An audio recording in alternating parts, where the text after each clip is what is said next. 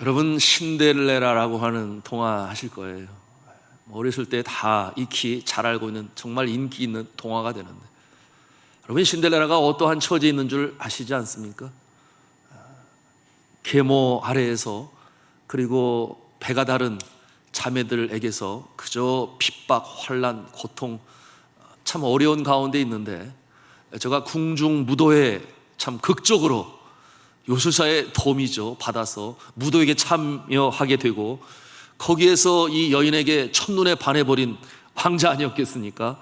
그래서 춤을 추게 되는데, 시간이 다가오니 자신의 모습으로 돌아갈 건데 그 전에 확실히 시간을 지켜서 다시 돌아와야 된다. 밖에는 마차가 기다리고 있다. 왕자가 놔주려고 하지를 않아요. 시간을 보고 안 된다 뛰어나가는 길에 그만 유리 구두 한 짝이 벗겨지고 마차를 타고 돌아오게 되어서, 그 아찔한 순간은 모면했으나 그러나 그 신발, 그것으로 말미암아 결국 종래 반전이 있지 않습니까? 완전히 그 모습이 반전이 되어서 궁중에 이제는 왕비가 되는 것 아니겠어요? 이 프린스, 왕자의 비가 되는 놀라운 전환점을 마련하니, 그 시대에 그처럼 삶이 곤고하고 어렵고 천대받고 무시당하는 그와 같은 사람들에게 정말 인기 있는 동화 아니겠습니까? 동화인데 그럼에도 불구하고 많은 사람들에게 위로와 희망을 주었어요. 여러분, 이와 같은 모습이 우리의 삶 가운데도 있을까요? 있었으면 좋겠어요. 그렇죠? 어떠한 반전을 통해서 전화 위복의 역사가 나타나면 참 좋겠는데, 여러분, 우리 하나님은 능치 못할 일이 없으시니 깜짝 놀란 반전도 이루시는 줄로 믿으시기를 바랍니다. 기독교 역사 가운데 이와 같은 모습이 있었어요.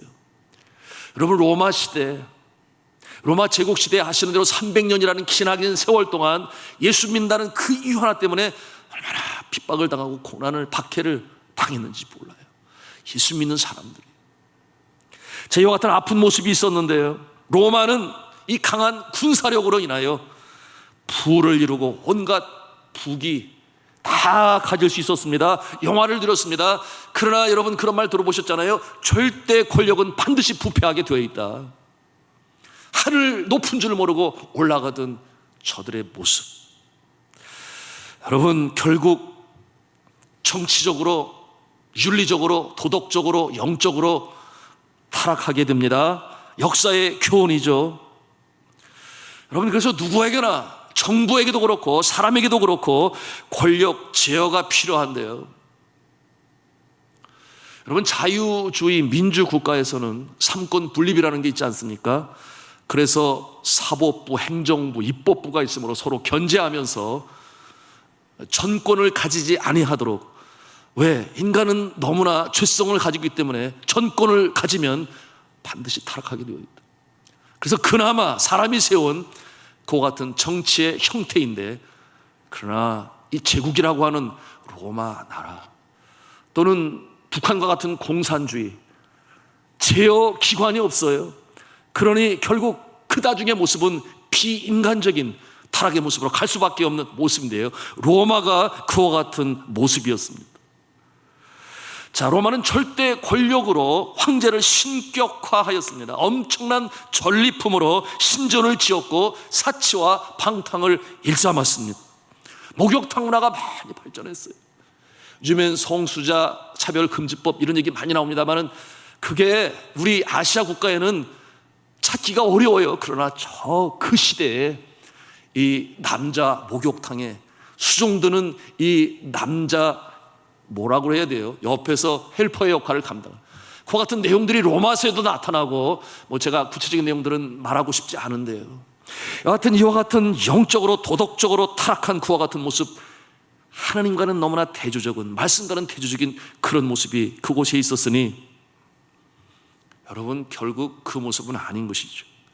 이런 초기 로마 시대 300년간 비참한 존재로 어려움 속에 있었던, 고문당하고 순교당하고 박해당하고 심지어는 짐승의 가죽 옷까지 입혀서 그 로마의 콜로세움 경기장에 사자의 밥이 되게 만든, 그 박해사를 읽다 보면 정말 눈물 흘리지 않고서 읽을 수가 없습니다. 그런데 반전이 일어나는 거예요. 어떤 반전? 신데렐라가 프린스의 왕자 피가 되는 그 같은 반전이 어떻게 일어나는가?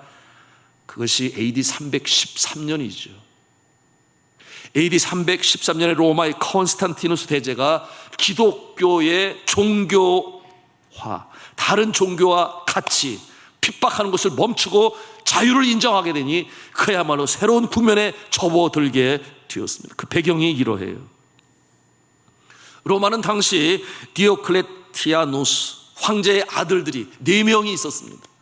누구에게 이 황제의 자리를 줘야 할 것인가? 그런데 이 왕이 이 황제를 다 사랑하니 4개의 국가로 아예 나누어 줬어요. 그래서 자녀들이 그 로마의 분리된 제국들 권세를 가지고 다스리게 되었는데, 그 중에 장남이 누구였는가? 바로 이 컨스탄티누스 대제였습니다. 그런데 그의 어머니가 천한 신분이었어요. 아마도 그 아버지 된 왕이 분명히 사랑에 빠졌을 것 같아요.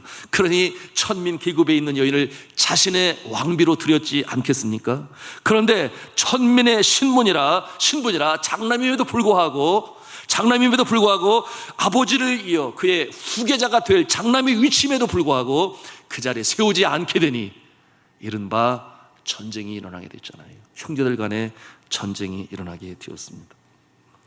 그런데 놀라운 것은 이 어머니, 콘스탄티누스 대제의 어머니가 기독교인이었어요. 숨겨진 존재의 기독교인. 그것이 하나님의 섭리라고 저는 생각을 하는데요. 결국 이 어머니, 세인트 헬레나라고 하는 이 어머니 아들 콘스탄티누스 대제 아들이 자라남에 있어서 가정교사를 붙이는데 누구를 붙이느냐? 기독교 신자를 붙입니다. 콘스탄티누스가 어렸을 때부터 이 기독교 신앙을 가지고 성장하게 되옵니다. 그렇게 기독교 환경에서 자라는 콘스탄티누스가 장차 로마의 황제가 될 배가 다른 형제들과 전쟁을 벌이게 되었다 말씀드렸습니다. 그런데 이 전쟁, 가장 최종적으로 결국 마지막 남은, 거기를 이기면 이제는 통일되어지는 로마의 황제가 되는 것인데, 밀란이라고 하는 곳에서 전쟁 준비를 하고 있는데, 그날 밤에 그의 꿈에 주님이 나타나시는 거예요. 그러면서 이 꿈을 통해서 뭐라고 명하시는가 하면, 예수 그리스도를 상징하는 표시를 깃발에 문장으로 달아라, 그 같은 꿈을 꿔요.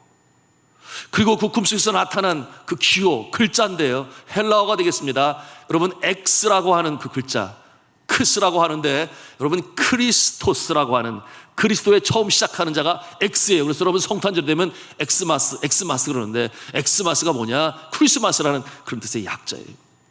그 다음에는 두 번째 글자를 주시는데, 로라고 하는 이렇게 생겨진 것인데, 크리라고 하는 그와 같은 그 두 이제 알파벳을 보여주니, 이렇게 된 것에 X자로 쓴 문장을 여러분은 아마 여기저기에서, 특별히 이 천주교 또는 개신교와 천주교가 나눠지기 전에, 그 이전에 바로 그와 같은 문장이 여기저기에 있음을 우리가 볼 수 있습니다. 그래서 그 꿈을 꾸고 나서 이 콘스탄티누스 대제는, 그때는 대제가 아니었겠죠, 여하튼 부하들에게 모든 이 방패에도 그 문장을 바꾸게 하고, 깃발에도 그것을 바꾸고, 왕의 상징에도 그것을 바꾸고, 주님이 나에게 주신 꿈이다 해서 그것을 실천해요. 그리고 대전투를 하는데 그 깃발 아래에서 대승을 거두게 되니, 저가 이 통합되어진 로마 제국의 컨스탄티누스 대제, 이와 같은 모습으로, 주님의 사자의 모습으로 기독교가 박해를 끝나게 되니 엄청난 반전 아니겠습니까? 이와 같은 내용을 우리가 기독교 역사 속에서 발견하는 거예요. 그래서 그는 300년 동안 내려온 이 황제 숭배 사상을 끊어버리고, 진정한 하나님은 하나님밖에 없다, 이와 같은 내용으로 선포하게 되니, 그것이 이제 나중에 이제 이루어지는 경우인데요. 자, 이와 같은 요도시 우스라고 하는 황제 때 기독교를 국교로 인정하는 놀라운 역사가 또 일어나게 됩니다. 거기에 대한 얘기를 제가 지금은 다 말씀을 드릴 수 없고요. 자, 여러분, 이와 같은 고통과 고난과 어려움 속에 있는 자들이 바로 주님께서 외면치 아니하시고 지켜보시고 믿음에 승리하는 자들, 끝까지 견디는 자들 이렇게 세우시는 역사, 이것이 기독교 역사 가운데 많이 나타나고 또 오늘 이 시대도 마찬가지예요. 그런데 제가 기도할 때마다 가슴이 아픈 것은 북한을 생각하면 너무나 가슴이 아파요. 지금도 그 북한의 종교의 자유가 없는 곳에서 숨어서 눈물로 기도하고 찬송하고 기도하는데 하나님께서 바라보실 텐데 언제 저들을 정말 기쁨으로 회복시킬 수 있을까? 물론 그 전에 먼저 세상을 떠난 사람들은 하늘나라에서 영광의 자리에 있겠죠. 그러나 지금의 현실을 바라보면 너무나 가슴이 아파요. 총살령을 당하고 또한 이 감호소에 갇혀있고 이런 모습을 보는데 늘 기도하지요. 새벽이면 기도합니다. 주여, 저들에게도 소망을 주옵소서. 반전의 역사가 나타나게 하시고 전화위복의 역사가 나타나게 하시옵소서. 우리 성도들도 함께 기도해 주시기를 주님의 이름으로 부탁합니다.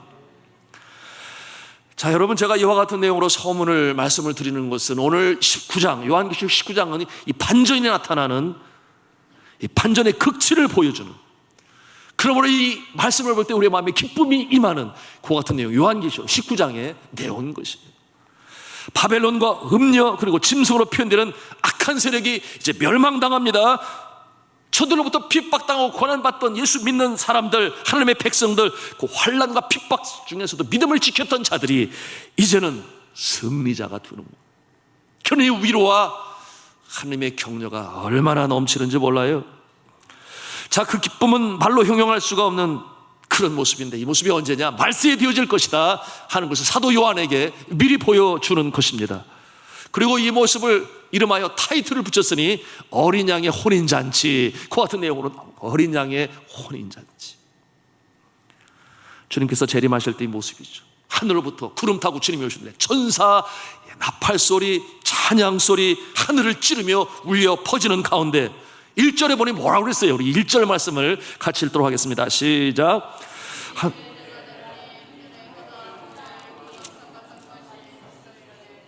할렐루야. 구원과 영광과 능력이 하나님께 있도다. 아멘. 자, 그처럼 큰 찬송이 울려 퍼지는 이유에 대해서 2절에 또 말씀하고 있습니다. 2절 또 함께 읽겠습니다. 시작. 그의 심판은 참되고 의로운지라 음행으로 땅을 더럽게 한 큰 음녀를 심판하사 자기 종들의 피를 그 음녀의 손에 갚으셨다 하고, 아멘이죠. 큰 음녀를 심판하셨다, 그렇게 말씀합니다. 세상을 허탄한 곳으로 인도하고 다스리고 공중권세 잡은 자의 모습, 그러면 마음을 침투해서 이생의 자랑, 육신의 정욕, 안목의 정욕이라고 그랬습니다. 마음으로 침투하여 세상으로부터 쫓아온 그것으로 사람들을 미혹하고 혈욕해서 그와 같은 죄악의 모습으로 관영하게 했던 그와 같은 모습. 3절에 보니까 또 뭐라고 하는가? 3절에 보니 두 번째 할렐루야 소리가 울려 퍼지는데 연기가 세세토록 올라가더라 그랬습니다. 이게 무엇을 상징하는 것 같습니까? 이와 같은 모습은 과거에 예루살렘 성전에서 제사를 드릴 때 번제로 짐승을 살라서 그 연기가 그치지 않고 올라갔습니다. 그런가 하면 소제라고 하는 곡식을 태워서 그 또 연기가 계속해서 하늘 향해 올라가고 있는데 완전한 예배의 회복의 모습을 이처럼 상징적으로 보여주고 있으니 하나님께 올리는 찬송, 기도, 이와 같은 모습들이 계속해서 올라간다. 여러분, 온전한 예배가 드려지는 그 모습을 보여주는 것이죠. 또 4절에 보니까 뭐라고 그랬습니까? 24장로와 네 생물이 엎드려 보좌에 앉으신 하나님께 경배합니다. 여러분, 왜 24장로인지 이제는 아시죠? 요한계시록 다 마치고 난 다음에 24장로가 뭔지 모른다고 그러면 제가 또다시 시작할 거예요. 요한계시록 이제 끝나고 다른 거 했으면 좋겠는데 이런 생각하시는 24장로는 구약시대 12지파와 신약시대 12제자, 그래서 12와 12 합치면 24가 돼서 하나님을 믿는 모든 백성들을 이렇게 24장로라고 하는 이 숫자에 포함시킨다 분명히 말씀으로 나누었습니다. 그러니 먼저 구원받은 백성들, 그리고 그 다음에 누가 등장하는 것을 말씀해 보니 네 생물이 등장한다 하는 내용으로 볼 수 있으니 여러분, 이것도 전에 나눴습니다. 사자와 소와 독수리와 사람같이 생긴 이와 같은 모습들이 요한계시록 4장에 등장을 했어요. 이미 나눈 부분이에요. 무엇을 표현합니까? 이 세상 모든 피조물의 대표자 된 그 모습이니, 사람만 그날에 하나님을 찬송하는 것이 아니라 하나님께서 만드신 모든 창조 자연 만물이 주님을 찬양한다, 그 말이에요. 언제? 어린 양의 혼인잔치 그 말세 때 하나님의 모든 창조, 이 크리에이션이라고 하는 이 창조가 주를 찬송하는 영화의 날, 영광의 날이다 하는 것을 보여주는 것입니다. 자, 5절에 보니 보좌에서 음성이 들려오는데 뭐라고 그랬습니까? 5절 말씀을 또 같이 읽도록 하겠습니다. 시작. 보좌에서 음성이 나서 이르시되 하나님의 종들 곧 그를 경외하는 너희들아, 작은 자나 큰 자나 다 우리 하나님께 찬송하라 하더라. 아멘. 작은 자나 큰 자나라고 이렇게 말하고 있어요. 여러분, 하나님 앞에서 예수 믿는 자는 작은 자나 큰 자가 없는 거예요.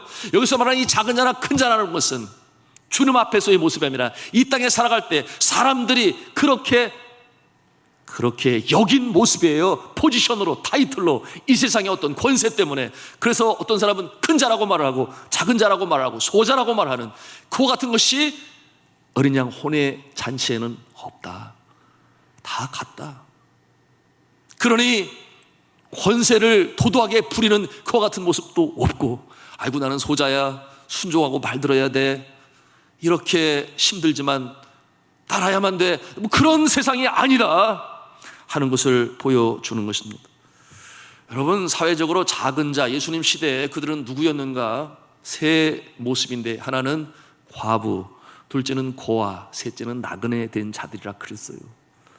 그래서 그와 같은 자를 사랑하라, 긍휼히 여겨라. 이와 같은 내용이 주님께서 가르쳐 주셨던 내용인데요. 자, 오늘날은 이와 같은 모습을 갑과 을로 그렇게 표현하기도 해요. 갑과 을의 관계. 그러면 안 되는데, 그것으로 인하여 많은 그 사회적 문제가 야기되고 있습니다. 하늘나라 어린 양 혼인 잔치에는 그와 같은 구분이 없다. 그저 즐거움에, 주의 잔치의 자리에 참여하는 그와 같은 모습이니 가지고 있는 그 직분과 신분으로 인하여 염려할 게 없다 하는 것을 보여주는 것입니다. 이처럼 신분으로 소외당하고 무시당하는 아픔이 없다. 주님은 소자의 예배를 더 기뻐 받으신다 하는 것은 우리가 예수님의 삶을 통해서 우리가 볼 수 있는데, 그것은 이 땅 가운데 살아가는 동안에 우리가 소자를 함부로 대하지 말고 긍휼히 여기는 주님의 마음으로, 아버지의 마음으로, 자녀 가운데 좀 더 부족하고 부족한 그와 같은 자녀를 볼 때 어머니, 아버지의 마음이 얼마나 짠하고 안쓰럽습니까? 더 끌어안고 사랑하는 그 모습으로 우리가 이 땅에 살아가는 동안에 그 모습으로 대할 수 있어야 되는데요. 여러분, 이 땅에 세워진 교회가 천국의 모형이라면 바로 그와 같은 모습으로 서 있어야 돼요. 그럴 때 세상 사람들이 다시금 보는 거예요. 왜? 세상 사람들은 그 기준이 없거든요. 물론 사회 사업이라고 말해도 되나? 하여튼 이 장애인들을 돕는 그와 같은 단체, 헌신된 자들은 물론 다르겠습니다만은 보통 일반적인 기준은 그와 같은 모습이 없는데, 그러나 교회만큼은 그와 같은 어려운 자들을 더 환영하고 우애해주고, 그럴 때 세상 사람들이 역시 교회는 달라 하는 것이 주님께서 우리에게 원하는 것인데, 여러분, 저는 우리 교회에 참 그런 부분이 감사해요. 우리 교회에 그런 형제 자매들 있지 않아요? 세상 사람들의 눈에 보면 여전히 부족하고 연약한 존재인데 저들이 기쁨으로 우리 교회에 나와서 예배를 드리고 찬송을 하고 그 얼굴을 보면 얼마나 좋은지 몰라요.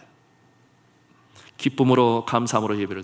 코로나 이전에 그랬는데 이번에 거기를 제일 먼저 연락을 했어야 되나? 50명 사람을 참석하는 사람 전화해야 되는데 다음 주에는 나올 수 있도록 전화를 해야 될 것 같아요. 여하튼 코로나 이전에 참 열심히 참여하고 감사하고 예배를 드렸어요. 그런가 하면 또 한 형제는 신체적인 연약함에도 불구하고 영화부에서 컴퓨터 담당으로 수고하고 있는, 얼마나 열심히 신실하게 잘 감당하는지 몰라요. 몸이 제대로 잘 움직여지지 아니하지만 그러나 개의치 아니에요. 저가 그렇게 쓰임을 받으니 너무 감사하고 좋은, 그 모습을 보면서 또 우리의 마음에는 따뜻함이 있는 거예요. 그래, 교회는 이래야 돼. 여러분, 그 자매님들 여러분 기억하시죠? 인지 능력이 좀 부족한 자매들인데요, 돌보는 기관이 있어요. 그런데 우리 교회를 나오니까 그 돌보는 기관에서 그 돌보는 뭐라고 그래야 돼? 책임자가 되는 분이 너희들 산돌중앙교회 가지 말어 그렇게 얘기했다는 거 아니에요. 그래서 이 자매들이 펑펑 울었다는 거예요. 나는 산돌중앙교회 가고 싶은데요. 그러면은 거기에 계신 그 책임자가 우리 교회를 미워해서 그랬을까요? 아니요. 많은 경우 보았던 것이에요.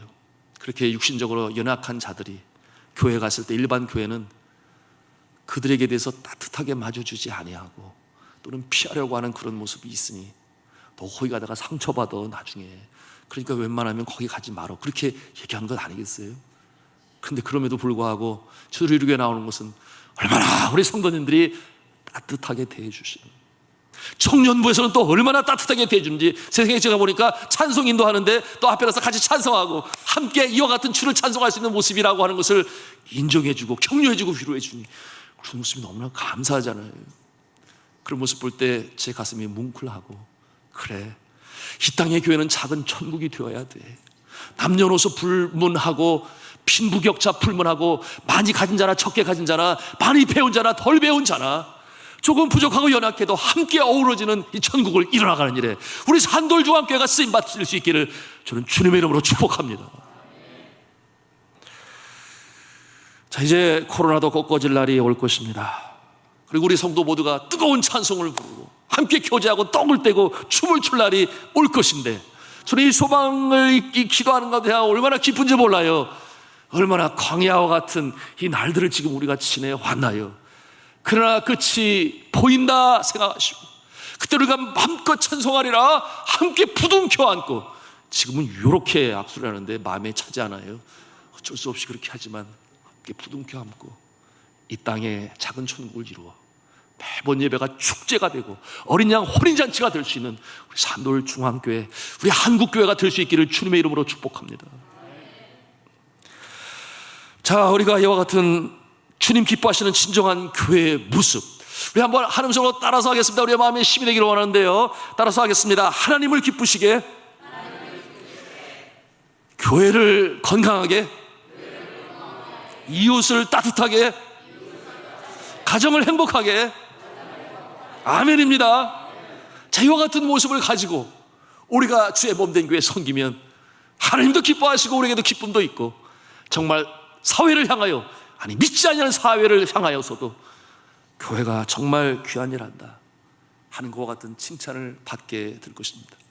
자, 사랑하는 성도 여러분, 이 땅의 모든 교회들이 바로 이 작은 천국의 모형이 되어야 하는데요, 세상은 큰 자를 더 높이려고 합니다. 그 앞에서 존경을 표하고 그런가 하면 그 그늘에서 뭔가 유익을 취하려고 하는 그런 모습이지만, 그러나 천국은 그와 같은 모습이 아니다. 그와 같은 모습 우리가 이 교회에서 이루어 나가야 되는데, 여러분 7절 8절 말씀에 보시면 어린 양의 혼인잔치에 신부들이 참여하는 모습들이 그려지고 있어요. 그러면서 하는 말씀이 어린 양의 혼인잔치에 청함을 받는 자는 복이 있도다, 그렇게 말씀하고 있는데요, 9절에 천사가 그렇게 외쳤습니다. 어린 양의 혼인잔치에 청함을 받는 자는 복이 있도다 그랬어요. 여러분, 보통 말하기를 신부는 결혼식의 꽃이라 그렇게 말해요. 신부는 결혼식의 꽃이다, 주인공이지.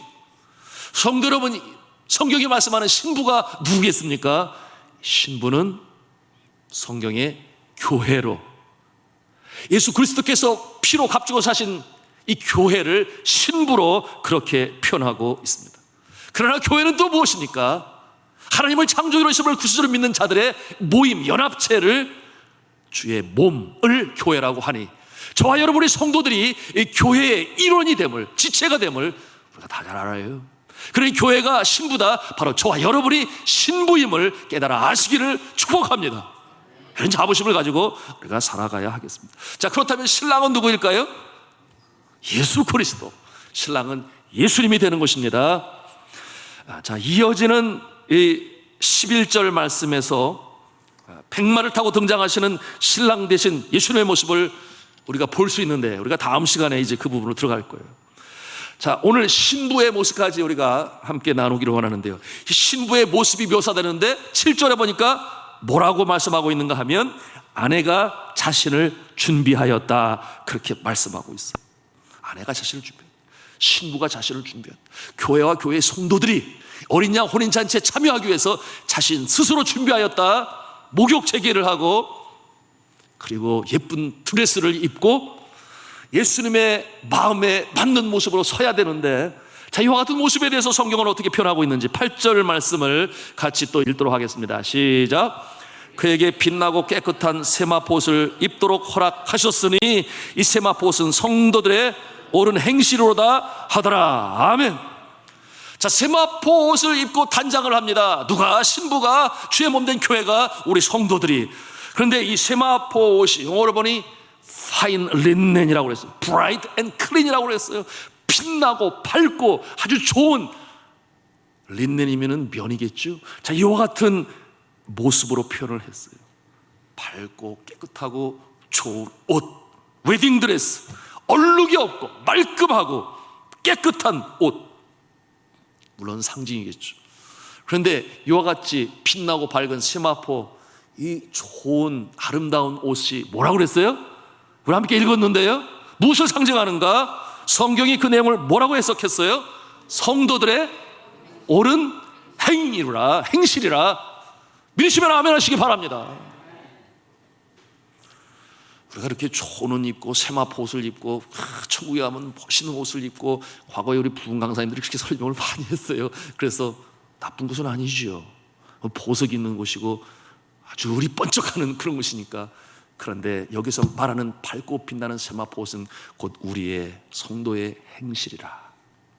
이것으로 단장한 자는 어린 양 혼인잔치에 나갈 때 주님께서 누구보다 더 기뻐하시고 신랑 되신 예수 그리스도께서 내 사랑하는 자여 안으시는데, 여러분 이 땅에 살아가는 동안에 이 말씀대로 세마포 빛난 밝은 옷을 입을 때 착한 행실로, 선행으로 여러분을 단장하시기를 주님의 이름으로 축복합니다.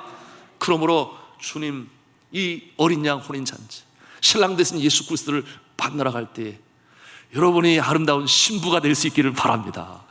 정말 아름다운 신부, 주님께서 보시기에 너무나 좋은 신부, 바로 저와 여러분이 그와 같은 모습이 되어야 되는데요, 주님 오시기 전에 하루하루 살아가면서 우리가 어떤 믿음을 가지고 구별된 존재로 주의 그 말씀하신 명령에 순종하면서 걸어가는 인생.